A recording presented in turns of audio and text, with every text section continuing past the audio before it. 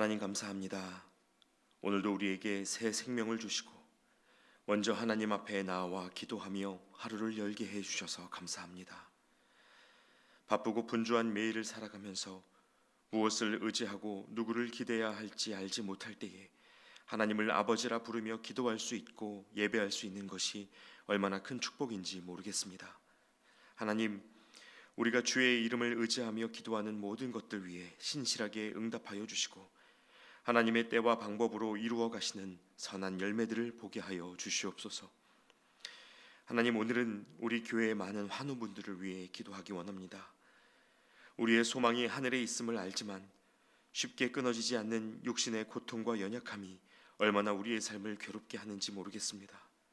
주님, 하나님의 도우심이 아니면 내일을 계획할 수 없는 우리의 연약한 생명을 불쌍히 여기시고 모든 환우분들에게 찾아가 주셔서 이 시간이 하나님의 치유와 회복을 경험하는 시간 되게 하여 주시옵소서. 특히 겨울철 움츠러든 몸으로 움직이다가 손목을 다치고 발목을 다치신 분들이 계시고 디스크 파열로 고생하시다 수술을 받고 병상에서 회복을 위해 기도하는 집사님이 계십니다. 하나님을 사모함으로 오가는 길 위에서 넘어져 얼굴에 상처를 입으신 권사님과 발등의 뼈가 아직 온전치 않아서 서서 걷기도 쉽지 않은 시간을 견디시는 권사님도 계십니다. 하나님, 하나님의 도우심을 기다리는 우리 성도님들 한 분 한 분을 돌보아 주시고 상처 입은 모든 부위에 하나님의 생기가 임하게 하여 주시옵소서. 만성적인 질환으로 아픔이 일부가 되어버린 분들이 있다면 찾아가 주셔서 다시 한번 회복의 소망을 붙드는 은혜를 더하여 주시옵소서. 또한 하나님, 이제는 치료에 대한 기대보다 하나님 나라에 대한 기대를 더 가깝게 느끼는 성도님도 계십니다. 응급실 병동에 계시다 호스피스 병동으로 전원하여 하루하루 가족들과의 시간을 헤아리는 집사님을 기억해 주시고 위로해 주셔서 몸을 조이는 육신의 고통보다 함께 할 수 있는 기쁨, 부활의 소망을 더욱 선명하게 바라볼 수 있도록 도와주시옵소서. 가족의 아픔으로 인하여 함께 아파하며 신음하는 부모, 형제, 자녀분들에게도 믿음을 더하여 주시고 내가 너의 고통을 안다, 내가 너와 함께 있다 말씀하시는 하나님을 만나게 하여 주시옵소서. 세상이 줄 수 없는 하나님의 평안이 환우분들과 가족들, 그 가정마다 충만하게 임하게 하여 주시옵소서. 이제 하나님, 오늘도 우리에게 주시는 하나님의 말씀을 듣습니다. 말씀 듣는 우리의 눈과 마음, 영혼을 채워주셔서 하나님의 뜻을 알게 하여 주시고 마땅히 구할 바를 알지 못할 때에도 말할 수 없는 탄식으로 함께 하시는 성령의 역사가 이 예배 가운데 충만하게 하여 주시옵소서. 함께 하시는 주님을 기대하오며 예수 그리스도의 이름으로 기도하옵나이다. 아멘. 이제 오늘 우리에게 주시는 하나님의 말씀 함께 보겠습니다. 오늘 하나님의 말씀은 누가복음 11장 1절부터 13절까지의 말씀입니다. 누가복음 11장 1절부터 13절까지의 말씀을 한 절씩 교독하시고 마지막 9절은 함께 읽겠습니다. 예수께서 한 곳에서 기도하시고 마치심에 제자 중 하나가 여짜오되 주여, 요한이 자기 제자들에게 기도를 가르친 것과 같이 우리에게도 가르쳐 주옵소서. 예수께서 이르시되 너희는 기도할 때에 이렇게 하라. 아버지여, 이름이 거룩히 여김을 받으시오며 나라가 임하시오며 우리에게 날마다 일용할 양식을 주시옵고 우리가 우리에게 죄 지은 모든 사람을 용서하오니 우리 죄도 사하여 주시옵고 우리를 시험에 들게 하지 마시옵소서 하라. 또 이르시되 너희 중에 누가 벗이 있는데 밤중에 그에게 가서 말하기를 벗이여 떡 세 덩이를 내게 구워 달라. 내 벗이 여행 중에 내게 왔으나 내가 먹일 것이 없노라 하면 그가 안에서 대답하여 이르되 나를 괴롭게 하지 말라. 문이 이미 닫혔고 아이들이 나와 함께 침실에 누웠으니 일어나 내게 줄 수가 없노라 하겠느냐. 내가 너희에게 말하노니 비록 벗됨으로 인하여서는 일어나서 주지 아니할지라도 그 간청함을 인하여 일어나 그 요구대로 주리라. 내가 또 너희에게 이르노니 구하라, 그러면 너희에게 주실 것이요 찾으라, 그러면 찾아낼 것이요 문을 두드리라, 그러면 너희에게 열릴 것이니 구하는 이마다 받을 것이요 찾는 이는 찾아낼 것이요 두드리는 이에게는 열릴 것이니라. 너희 중에 아버지 된 자로서 누가 아들이 생선을 달라 하는데 생선 대신에 뱀을 주며 알을 달라 하는데 전갈을 주겠느냐. 함께 봅니다. 너희가 악할지라도 좋은 것을 자식에게 줄 줄을 알거든 하물며 너희 하늘 아버지께서 구하는 자에게 성령을 주시지 않겠느냐 하시니라. 아멘. 할렐루야. 여러분 잘 오셨습니다. 벌써 한 주의 절반을 지나는 수요일인데요. 같이 말씀 듣고 기도하는 이 시간을 통해서 주님의 마음을 깊이 배우는 은혜가 여러분 모두에게 있으시기를 소망합니다. 여러분, 전 세계 거의 모든 종교 단체에는 각각의 기도 양식이라는 게 존재합니다. 이슬람은 하루에 5번 메카를 향해서 엎드려 기도하는 문화를 갖고 있고, 또 카톨릭은 성호를 그은 후 손에 쥔 묵주알을 차례대로 넘기면서 기도하기도 하죠. 기독교 신앙만 하더라도 방언을 하며 소리내어 기도하는 통성기도가 있는가 하면 말씀의 장면 속으로 들어가서 깊이 묵상하며 기도하는 관상기도, 침묵기도의 전통을 갖고 있습니다. 어떻게 기도하고 또 무엇을 기도하는가 보면 저마다의 철학과 신학이 그 안에 녹아져 있음을 보게 됩니다. 그리고 이것은 2000년 전 유대 사회에서도 마찬가지였던 것 같습니다. 오늘 본문 11장 1절의 기록을 보면 세례 요한도 제자들에게 나름의 기도문을 전수하고 가르쳤습니다. 그래서 누구인지 정확히 명시되어 있지는 않지만 예수님의 제자 중 하나가 찾아와서 이 예수님께도 기도를 가르쳐 달라고 요구하고 있습니다.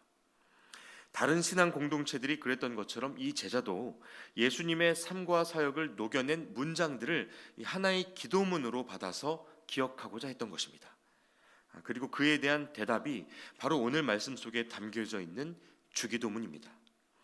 많은 분들이 신앙생활 초기에 외우고 시작하는 그야말로 올바른 기도의 표본이라고 할 수 있습니다. 그래서 이 기도문을 깊이 묵상해 보면요, 우리가 어떻게 또 무엇을 위하여 기도해야 하는지 중요한 교훈들을 배울 수 있게 됩니다.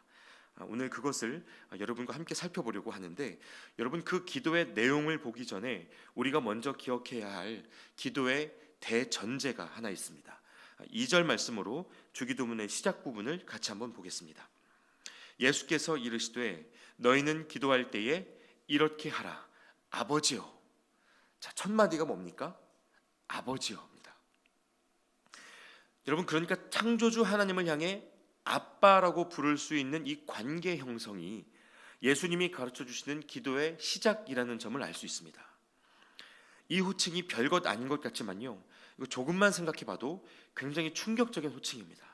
자기 중심적 욕구를 따라서 죄인으로 살아가는 우리들에게는 더더욱 그렇습니다. 2000년 전 유대인들이 예수님을 십자가에 못 박은 이유가 여러 가지가 있지만요, 가장 결정적 이유를 꼽으라면 예수님이 하나님을 아빠라고 불렀기 때문이라고 해도 과언이 아닙니다. 여러분, 구약성경 호세아서를 보시면요, 이 구약시대 말미에 끝까지 하나님 마음에 관심 갖지 않고 마음대로 살아가던 사람들에게 하나님이 받으신 상처가 이만저만이 아니었습니다. 그래서 하나님이 그나마 당신 마음 알아주는 선지자 호세아를 부르셔서는 호세아야, 너 가서 음란한 여자랑 결혼하고 음란한 자식들 낳아라. 이 믿기 힘든 명령을 하셨습니다. 그래서 호세아가 어떻게 합니까? 음란하기로 소문난 고멜이라는 여인을 아내로 맞아 아들, 딸, 아들 이렇게 자녀 셋을 낳죠. 그 아이들의 이름도 하나님이 지어주시는데요, 그 의미가 차마 부를 수가 없는 이름입니다. 첫째 아들 이름은 이스라엘, 하나님께서 흩어버리신다라는 뜻이고요. 둘째 딸 이름은 로루아마, 긍휼히 여김을 받지 못하는 자라는 뜻입니다. 그리고 막내 아들 이름은 로암미, 내 백성이 아니다 라는 뜻을 갖고 있는 이름입니다. 여러분, 자식 이름 이렇게 지으면요, 이건 진짜 아빠가 아닐 확률이 높습니다. 실제로도 하나님이 호세아의 자녀들 이름을 이렇게 지어주신 이유는 더 이상 이스라엘 백성들의 아버지로 불리고 싶지 않다는 그 마음의 상처가 있으셨기 때문이었습니다. 이스라엘 백성들이 하나님을 찾지도 않고 부르지도 않고 마치 하나님이 없는 것처럼 살아가고 있는 그 모습을 두고 보실 수가 없었던 겁니다. 그런데요, 호세아서의 결론이 이런 비극으로 끝나지는 않았죠. 호세아 1장 10절 말씀을 보시겠습니다. 그러나 이스라엘 자손의 수가 바닷가의 모래같이 되어서 헤아릴 수도 없고 셀 수도 없을 것이며, 전에 그들에게 이르기를 너희는 내 백성이 아니라 한 그곳에서 그들에게 이르기를 너희는 살아계신 하나님의 아들들이라 할 것이라. 내 백성이 아니라 하셨던 그곳, 버림받았구나 싶었던 그 자리, 다시 말해 이 죄로 인해 하나님의 아픔을 보고 심판을 선고받았던 그 자리에서 우리가 다시 하나님의 아들이라고 불리는 회복이 있을 거라는 말씀입니다. 여러분, 하나님이 그런 분이십니다. 우리를 향한 사랑을 멈추지 못하시는 아버지십니다. 그래서 여러분, 우리가 하나님 앞에 기도할 때 하나님을 아버지라고 부를 수 있게 된 것이 어떤 의미인지, 그것이 어떤 은혜인지 깊이 생각해 보시면 좋겠습니다. 여러분, 우리는 자녀로서, 이미 사랑받는 자로서 기도하는 겁니다. 하나님 마음에 들고 원하는 것을 얻어내기 위해서 다른 조건과 자격을 갖추려고 아둥바둥 될 필요가 없습니다. 이건 자녀의 모습이 아니에요. 다시 말해 우리를 사랑하시는 하늘 아버지께서 우리에게 무엇이 있어야 할지 이미 아시고 채우신다는 그 믿음의 전제 위에서 기도해야 한다는 말입니다. 여러분, 이걸 알면요, 그래서 정말 하나님을 아버지라고 여기게 되면요, 기도가 바뀔 수밖에 없습니다. 어쩌면 기도할 필요가 없겠다고 느끼실지도 모르겠습니다. 그러나 이 말씀에 이어지는 내용을 보면 자녀된 자들이 자녀로서 드려야 하는 기도가 있다는 것을 또 알게 됩니다. 이제 그것을 세 가지로 한번 살펴보려고 하는데요, 앞서 보신 2절 말씀을 여러분 다시 한번 읽겠습니다. 예수께서 이르시되 너희는 기도할 때에 이렇게 하라. 아버지여, 이름이 거룩히 여김을 받으시오며 나라가 임하시오며. 자, 여러분, 여기에 우리가 자녀로서 드릴 수 있는 첫 번째 기도가 등장합니다. 바로 아버지의 이름이 거룩히 여김을 받으시고 아버지의 나라가 임하시기를 기도하는 겁니다. 다시 말해 하나님의 나라가 임하기를 간구하는 것입니다. 여러분, 이건 정치적으로 새 나라의 건국을 위해서 기도한다는 뜻이 아니고요, 모든 역사에서 하나님의 주권과 다스림을 인정하기 위한 기도입니다. 모두가 자기를 주인 삼는 이 시대에 하나님이 주인 되시는 문화를 추구하면서 하나님의 통치를 이 땅에 선언하는 것입니다. 그래서 여러분, 기도의 궁극적 목적은요, 내 소원, 내 갈망을 이루는 것이 아니라 하나님의 뜻을 이루는 것입니다. 하나님은 자녀된 우리가 기도함으로 이 하나님의 마음과 일에 동참할 수 있는 기회를 주시는 거죠. 자, 그리고 이제 이 기도에 이어서 3절에 보시면 자녀된 이들이 해야 하는 두 번째 기도가 있는데요, 바로 우리 모두에게 일용할 양식을 주시도록 간구하는 것입니다. 사실 이렇게 먹을 것 달라는 기도는 우리에게 조금 더 편하고 익숙하게 느껴지죠. 그런데 여러분, 여기에서 날마다 일용할 양식이라는 말을 잘 이해하셔야 합니다. 이 구약시대 이스라엘 백성들이 광야길을 걸을 때 하나님께서 날마다 일용할 양식으로 매일 만나를 주셨습니다. 그런데 주시면서 무슨 명령을 하시냐면요, 내일까지 남겨두지 말라고 말씀하셨습니다. 내일 먹을 것은 내일의 길 위에서 주시겠다는 거죠. 매일 하나님을 의지하고 바라보도록 하신 겁니다.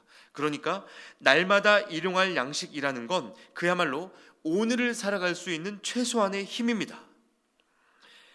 아마도 이 자리 저와 여러분을 포함하여 한국 사회의 많은 분들은 이미 이 기도에 응답받으며 살고 계시리라 생각합니다. 우리가 하는 대부분의 걱정은 오늘 먹을 것이 없어서가 아니라 내일 또는 그보다 먼 미래에 먹을 것에 대한 염려인 경우가 많죠. 그래서 이 두 번째 기도에서 우리가 놓치지 말아야 할 것은 사실 우리에게라는 단어인데요, 날마다 일용할 양식으로 매일을 살아갈 수 있는 힘을 주시되 나 자신에게뿐만이 아니라 우리 모두에게 주시기를 간구하는 것입니다. 첫 번째 기도에서 하나님의 통치를 구했다면 이 두 번째 기도에서는 함께 살아가기를 기도하라는 말입니다. 그리고 여러분, 기도의 이러한 방향성이요, 이 뒤에 등장하는 세 번째 기도로까지 연결되고 있습니다. 4절 말씀을 보겠습니다.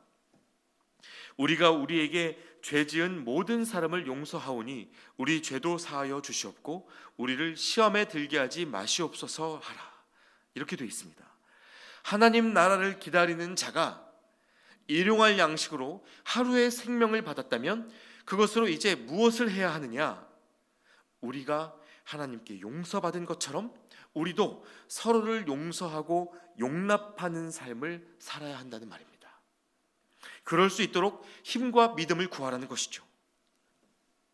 여러분, 예수님이 가르쳐 주신 기도, 이 주기도문은요, 이렇게 우리가 하나님의 자녀라는 사실을 일깨워 줄 뿐만이 아니라 하나님 나라를 기다리며 함께 살아가는 삶이 무엇인지를 분명하게 가르쳐 줍니다.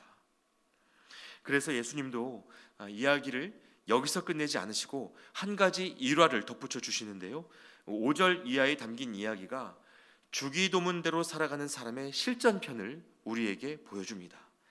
그 내용의 상황 설정을 제가 다시 설명드리자면 이런 겁니다. 여러분, 어떤 사람이 모두가 잠든 야심한 시간에 한 친구를 찾아갔습니다. 그리고는 친구야, 미안한데 떡 3덩이만 좀 빌려줄래? 이런 부탁을 합니다. 여러분, 다시 말씀드리지만 이미 대부분의 사람들이 침상에 누운 늦은 시간이었습니다. 그 시간에 불쑥 찾아와서 이렇게 먹을 것 달라고 부탁을 하면 그야말로 민폐죠. 아니나 다를까 집에 있던 친구가 하는 대답이 7절에 이렇게 기록되어 있습니다. 그가 안에서 대답하여 이르되 나를 괴롭게 하지 말라.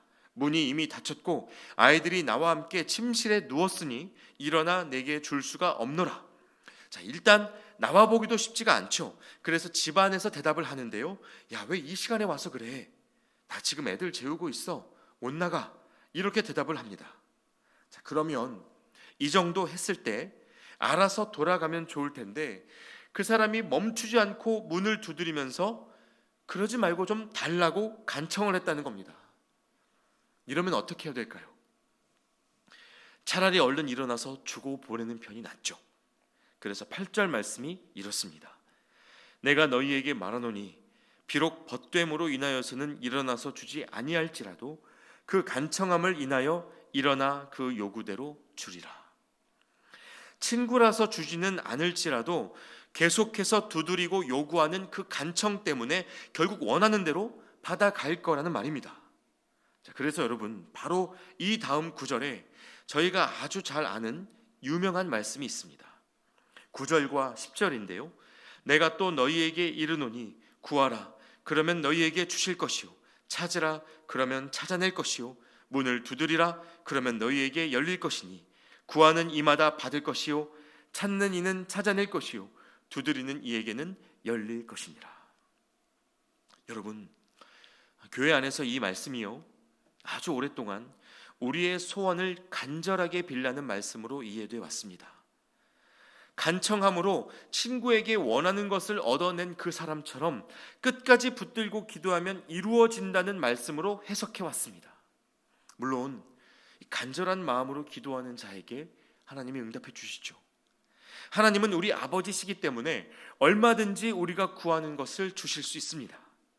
그러나 여러분, 이 말씀을 자기 소원을 위해 끝까지 떼쓰라는 말씀으로 읽으시면 조금 곤란합니다. 그냥 지나치기 쉬운 부분인데요, 조금 전 들려드린 이 일화에서 밤늦은 시간 친구를 찾아가 떡을 빌리는 이 사람에게 한 가지 사정이 있었습니다. 신뢰를 무릅쓰고 이렇게까지 간청한 그만의 이유가 있습니다. 그 이유가 6절에 이렇게 기록되어 있습니다. 내 벗이 여행 중에 내게 왔으나 내가 먹일 것이 없노라. 자, 여러분, 이 말씀의 맥락을 보시면요, 이 사람이 지금 자기 먹을 것을 찾아다니는 게 아니었습니다. 여행 중이던 한 친구가 찾아와서 배가 고프다고 하는데 내 코가 석자라서 내어줄 게 없었던 겁니다. 그래서 이 친구를 먹이려면 어떻게 해야 되나 고민하다가 그나마 먹고 살 만한 다른 친구 하나를 찾아가서 밤 늦은 시간임에도 불구하고 떡 달라고 부탁을 하게 된 거예요. 등장인물이 3명입니다. 그러니까 여러분, 이 간청은요, 본질적으로 자기 자신을 위한 간절함이 아닙니다. 배고픈 나그네를 섬기고 돌보기 위한 간절함이고, 함께 살아가기를 간구하는 자의 애타는 마음입니다. 여러분, 바로 이것이 주기도문으로 기도하며 살아가는 사람의 실제 모습이라는 것을 주님이 이 비유로 들려주시는 겁니다. 여러분, 이 이야기를 깊이 곱씹어 보시면 좋겠습니다. 이 일화 속에서 먹을 것을 구하러 다니는 주인공이요, 여행 중에 자기를 찾아온 친구를 탓할 수도 있었습니다. 이왕이면 좀 넉넉한 친구를 찾아가지, 왜 내어줄 것도 없는 우리 집으로 와서 그러나, 내가 지금 어딜 가서 너 먹을 걸 구하겠냐, 이렇게 말하고 모른 척해도 누가 뭐라 할 사람이 없을 만한 상황입니다. 그런데 어땠습니까? 조금 뻔뻔해 보일지언정 염치불구하고 다른 친구를 찾아가 떡을 내어줄 때까지 간청합니다. 누구를 위해서요? 배고픈 친구, 곁에 있는 나그네를 위해서였습니다. 그리고 그 친구를 먹이시는 하나님의 다스림을 자신의 삶으로 이루기 위해서였습니다. 사실 여러분, 이렇게 살면요, 굴욕당하기가 쉽습니다. 떡 3덩이도 없어서 밤중에 구걸하러 다니냐, 자기 밥그릇이나 챙기지 없는 살림에 남까지 챙기고 사냐, 이렇게 비난받을 수도 있습니다. 그런데 13절에 하나님께서 이런 약속을 주십니다. 너희가 악할지라도 좋은 것을 자식에게 줄 줄 알거든 하물며 너희 하늘 아버지께서 구하는 자에게 성령을 주시지 않겠느냐 하시니라.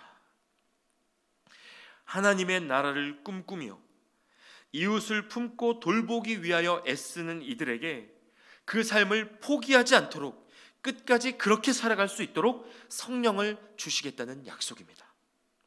그러니까 구하라, 찾으라, 두드리라.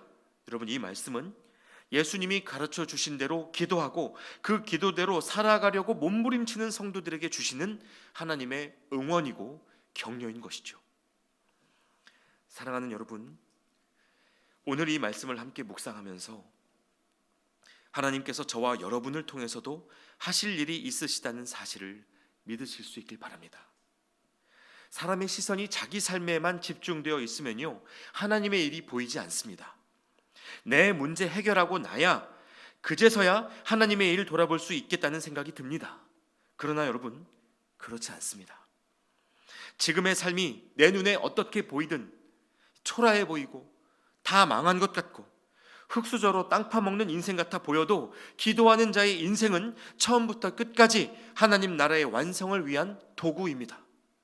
여러분, 이 말씀을 기억하시고 굶주린 나그네를 외면한 채 잠들어 있는 이 세상을 깨우는 일, 이웃을 돌아보며 하나님 나라를 이루어가지고 사람들을 흔들어 일으키는 그 일에 간절한 마음으로 동참할 수 있는 그런 저와 여러분이 되시기를 우리 주님의 이름으로 축원합니다.